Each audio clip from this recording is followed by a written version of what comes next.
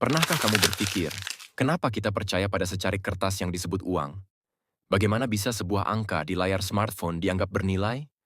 Perjalanan uang ternyata panjang dan penuh revolusi. Dari barter sederhana hingga teknologi blockchain, uang selalu berkembang mengikuti kebutuhan manusia. Mari kita telusuri kisahnya.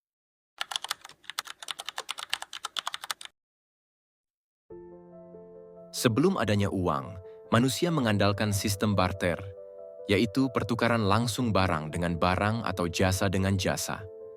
Sistem ini telah dikenal sejak zaman Neolitikum, sekitar 10.000 tahun yang lalu, ketika manusia mulai bertani, beternak, dan menetap di desa-desa kecil. Misalnya seorang petani menukar sebagian hasil panennya, seperti gandum, dengan ayam dari tetangganya yang memelihara unggas. Seorang nelayan menukar ikan segarnya dengan garam dari pedagang lain. Meskipun sederhana, barter memiliki keterbatasan mendasar. Masalah utama adalah double coincidence of wants, yaitu kondisi di mana kedua pihak harus sama-sama membutuhkan barang dari pihak lain agar pertukaran terjadi. Jika tidak, perdagangan tidak bisa dilakukan. Selain itu, barang-barang yang dipertukarkan sering sulit disimpan atau dibawa dalam jumlah besar. Ikan cepat busuk, biji-bijian bisa rusak, dan hewan ternak memerlukan perawatan. Keterbatasan ini mendorong manusia mencari cara pertukaran yang lebih praktis dan diterima luas. Sekitar 3.000 sebelum Masehi, manusia mulai menggunakan uang komoditas, yaitu barang yang memiliki nilai intrinsik dan diterima secara umum sebagai alat tukar. Konsep ini muncul di berbagai peradaban kuno. Di Mesir kuno, biji-bijian dan gandum menjadi standar nilai karena merupakan kebutuhan pokok dan mudah disimpan. Di Romawi, sekitar abad ke-5 sebelum Masehi, garam sangat berharga dan digunakan sebagai alat pembayaran, termasuk untuk membayar tentara. Bahkan kata celery berasal dari kata Latin sal, yang berarti garam. Di Tiongkok, dinasti Zhou, abad ke-11 sebelum Masehi, kain sutra digunakan sebagai alat pembayaran karena sulit dibuat dan memiliki nilai sosial tinggi. Sementara di Kepulauan Pasifik, masyarakat menggunakan cangkang kerang yang langka, awet, dan mudah dikenali sebagai alat tukar. Uang komoditas dipilih karena beberapa alasan penting.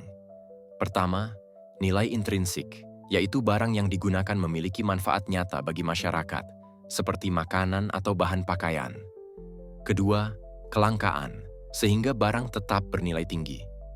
Ketiga, penerimaan luas, karena masyarakat setuju menerima barang-barang tertentu sebagai alat tukar. Namun, uang komoditas tetap memiliki kelemahan signifikan. Biji-bijian bisa busuk, garam larut, kulit binatang rusak, dan barang-barang ini sulit dibawa dalam jumlah besar. Nilai barang juga tidak selalu standar. Satu cangkang kerang bisa memiliki nilai berbeda dengan cangkang lainnya, sehingga perdagangan tidak selalu efisien. Tahap barter dan uang komoditas ini membentuk fondasi penting dalam sejarah sistem pembayaran manusia. Dari zaman Neolitikum, 10.000 sebelum Masehi, hingga peradaban kuno sekitar 3.000 sebelum Masehi hingga abad pertama Masehi, manusia mempelajari konsep nilai, kelangkaan, dan penerimaan sosial terhadap barang.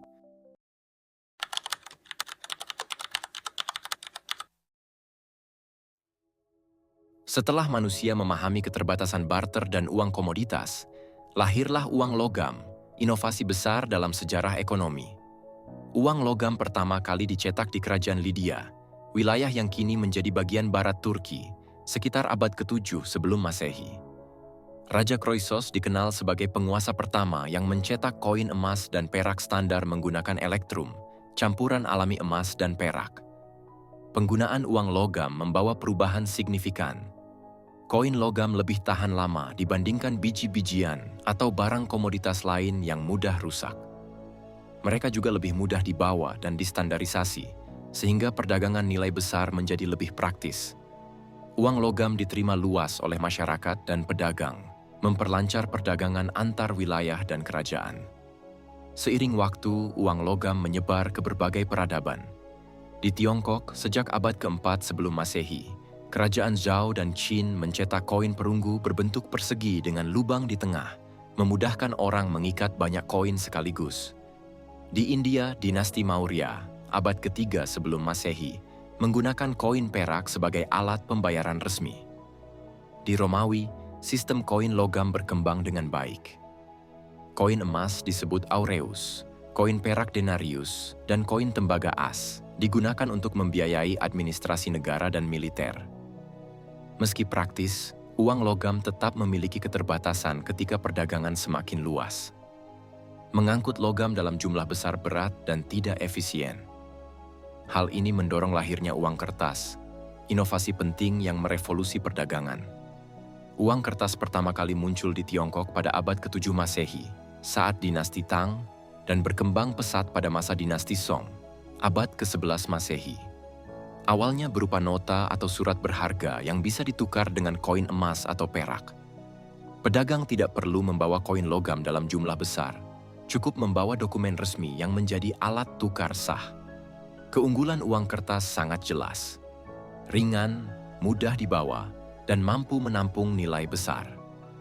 Pada awalnya, uang kertas dijamin oleh cadangan logam mulia agar masyarakat percaya. Nilai uang tidak lagi berasal dari materialnya, melainkan dari kepercayaan terhadap otoritas yang menjamin nilainya. Konsep ini kemudian berkembang menjadi uang fiat, yaitu uang yang diterbitkan dan dijamin oleh negara, tanpa perlu ditukar dengan logam mulia. Penggunaan uang kertas kemudian menyebar ke Eropa pada abad ke-17. Di Belanda, Bank of Amsterdam 1609 menerbitkan sertifikat dan rekening bank untuk mempermudah perdagangan internasional. Di Swedia, Stockholms Banco 1661 mulai mencetak nota yang bisa ditukar dengan logam mulia. Inggris melalui Bank of England 1694 menerbitkan uang kertas resmi yang didukung pemerintah untuk membiayai administrasi dan perang. Dengan hadirnya uang logam dan uang kertas, manusia memperoleh sistem pembayaran yang lebih stabil, praktis, dan efisien. Uang logam menetapkan standar nilai yang jelas, sementara uang kertas memungkinkan perdagangan jarak jauh dan transaksi dalam skala besar. Kedua inovasi ini menjadi fondasi sistem keuangan modern, sebelum munculnya inovasi digital di era berikutnya.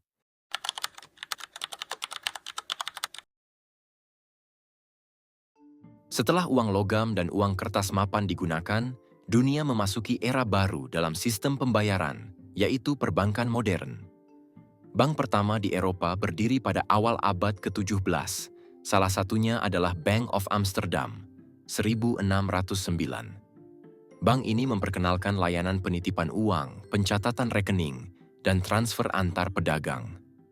Dengan adanya sistem ini, pedagang tidak perlu lagi membawa koin atau uang kertas dalam jumlah besar setiap kali bepergian. Cukup dengan instruksi pencatatan, transaksi bisa dilakukan lebih aman dan praktis. Inilah cikal bakal sistem pembayaran non-tunai. Kemudian, pada abad ke-18 dan 19, muncul berbagai bank sentral di negara-negara Eropa. Misalnya, Bank of England 1694 di Inggris, yang menjadi model bagi bank sentral modern. Ada pula Banque de France 1800 yang didirikan oleh Napoleon Bonaparte setelah Revolusi Prancis. Bank sentral berperan penting dalam mengatur sirkulasi uang, menjaga stabilitas nilai mata uang, serta menjadi pengendali sistem moneter nasional. Dari sinilah lahir konsep bahwa uang tidak hanya dikelola oleh pedagang atau bangsawan, tetapi oleh lembaga resmi negara. Perkembangan berikutnya terjadi pada abad ke-20 dengan munculnya teknologi transfer antar bank. Pada tahun 1918, Amerika Serikat meluncurkan Federal Reserve Wire Network, FedWire, yaitu sistem transfer elektronik pertama di dunia. Sistem ini menggunakan telegraf untuk mengirim instruksi pembayaran antar bank secara instan. Di Eropa, teknologi serupa mulai berkembang setelah Perang Dunia Kedua, sehingga mempermudah perdagangan internasional yang semakin kompleks. Memasuki era 1950-an, lahirlah inovasi besar dalam pembayaran, yaitu kartu kredit. Perusahaan Diners Club di Amerika Serikat memperkenalkan kartu yang bisa digunakan untuk membayar di berbagai restoran tanpa perlu membawa uang tunai. Inovasi ini sangat cepat berkembang. Tidak lama kemudian, bank besar seperti Bank of America meluncurkan Bank Americard yang kemudian menjadi cikal bakal kartu kredit Visa. Pada tahun 1966, muncul pula Mastercard sebagai pesaingnya. Kehadiran kartu kredit dan kartu debit mengubah cara orang bertransaksi, membuat pembayaran lebih cepat, lebih aman, dan praktis. Selanjutnya, pada tahun 1960-an hingga 1970-an, teknologi ATM, Automated Teller Machine, mulai digunakan. Mesin ATM pertama kali dipasang oleh Barclays Bank di London pada tahun 1967. Inovasi ini memungkinkan nasabah menarik uang atau melakukan transaksi sederhana tanpa harus datang ke teller bank. Dalam beberapa dekade, ATM menyebar ke seluruh dunia dan menjadi simbol modernisasi perbankan. Perubahan semakin pesat ketika memasuki era komputer dan internet. Pada tahun 1990-an, lahir Electronic Payment System atau sistem pembayaran elektronik. Salah satu pionirnya adalah PayPal, yang didirikan pada tahun 1998 oleh Max Levchin, Peter Thiel, dan Elon Musk. PayPal memungkinkan orang mengirim dan menerima uang melalui internet hanya dengan menggunakan alamat email. Tanpa perlu transfer bank manual yang rumit, pembayaran bisa dilakukan lintas negara dengan cepat. Revolusi digital ini kemudian melahirkan apa yang kini kita kenal sebagai fintech atau financial technology. Fintech mencakup berbagai layanan keuangan berbasis teknologi, mulai dari pembayaran online, pinjaman digital, investasi, hingga asuransi berbasis aplikasi. Salah satu inovasi paling populer adalah dompet digital atau e-wallet. Di Tiongkok, aplikasi seperti Alipay dan WeChat Pay menjadi dominan. Masyarakat hampir tidak lagi menggunakan uang tunai, bahkan untuk belanja di pasar tradisional sekalipun. Di Indonesia, layanan seperti GoPay, OVO, Dana, dan ShopeePay mempermudah transaksi mulai dari membayar transportasi online, berbelanja di warung, hingga melakukan pembayaran tagihan. Dompet digital memungkinkan pengguna menyimpan uang elektronik di aplikasi, melakukan pembayaran dengan QR Code, serta mengirim uang hanya dengan nomor ponsel. Dengan perkembangan ini, sistem pembayaran manusia berevolusi dari yang semula berbasis fisik menjadi digital. Jika sebelumnya perdagangan membutuhkan emas, perak, atau kertas, kini cukup dengan sentuhan layar smartphone.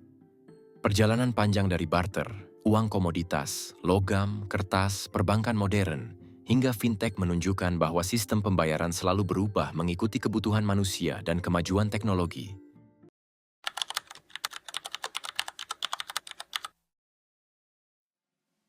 Memasuki abad ke-21, dunia pembayaran kembali memasuki babak baru dengan hadirnya cryptocurrency berbasis teknologi blockchain. Inovasi ini pertama kali muncul pada tahun 2009, ketika sosok misterius bernama Satoshi Nakamoto memperkenalkan Bitcoin, mata uang digital pertama yang beroperasi tanpa perantara bank atau pemerintah. Blockchain sendiri adalah sistem pencatatan digital terdesentralisasi, di mana setiap transaksi dicatat dalam blok-blok yang saling terhubung dan hampir mustahil diubah. Teknologi ini memungkinkan pengiriman uang lintas negara berlangsung cepat, transparan, dan dengan biaya rendah. Setelah Bitcoin, muncul mata uang digital lain seperti Ethereum 2015 yang memperkenalkan smart contract, kontrak digital otomatis yang bisa berjalan tanpa campur tangan pihak ketiga. Inovasi ini melahirkan banyak aplikasi keuangan baru, termasuk DeFi atau keuangan terdesentralisasi. Di sisi lain, beberapa negara juga mulai mengembangkan CBDC, Central Bank Digital Currency, sebagai versi digital dari mata uang resmi mereka. Kehadiran blockchain dan cryptocurrency menandai puncak terbaru dari evolusi panjang sistem pembayaran.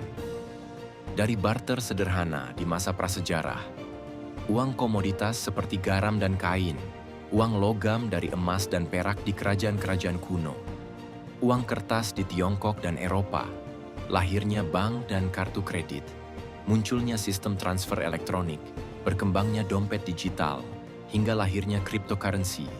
Semuanya menunjukkan bahwa pembayaran selalu berkembang mengikuti kebutuhan zaman dan teknologi yang tersedia. Kini, kita berada di era di mana uang tidak lagi hanya berupa benda fisik, melainkan juga berbentuk data digital yang bisa berpindah hanya dengan sentuhan jari. Sejarah membuktikan, setiap inovasi lahir dari keinginan manusia untuk bertransaksi dengan cara yang lebih mudah, cepat, dan aman. Dan perjalanan ini belum berhenti. Bisa jadi di masa depan kita akan melihat bentuk sistem pembayaran yang bahkan belum bisa kita bayangkan hari ini.